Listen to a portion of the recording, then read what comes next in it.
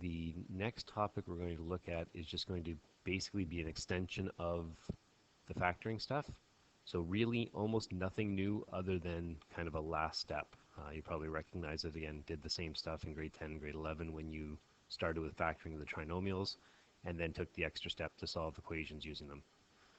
So the real only, sort of the only key here is understanding that each of the following statements means the same thing.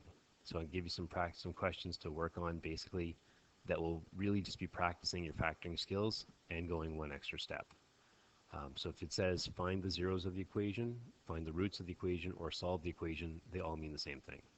So, just down below here, an example, all three of these questions would be asking you the exact same thing, which is find the zeros, find those numbers that make that equation go to zero.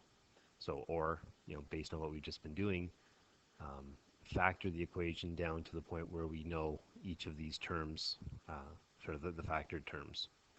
And so, if I'm going through this, I factor this fully.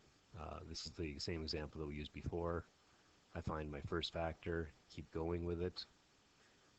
Find my second factor, factor further, continue on down to, and this is again sort of slightly marked up as I talked through it with other people, down to the point where I have a factored expression.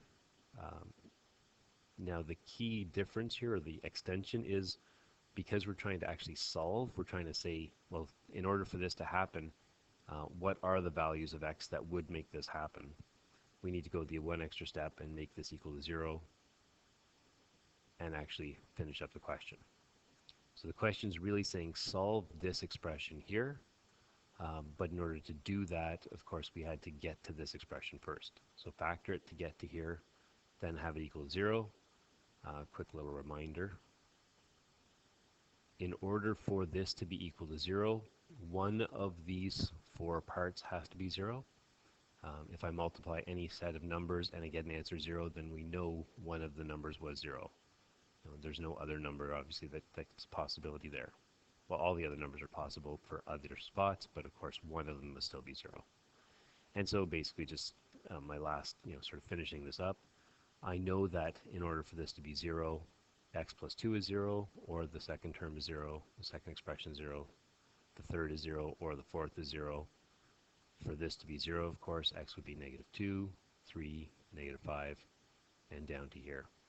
Now, two of these essentially were my two answers that I started with. There's my 3, and there's my 2. Again, that was kind of the basis of getting going. How does this thing go to 0? Well, when I plug in a negative 2, this thing goes to 0. So if I hadn't necessarily written this out in exactly that form, two of the answers I got through using the factor theorem, and then factoring the last step allowed me to find the last two. This one had to go to 0, and this had to be a possibility of 0 as well. Okay, so I'm going to give you some questions dealing with that. And essentially, again, you're just getting a little bit more practice doing some of the factoring.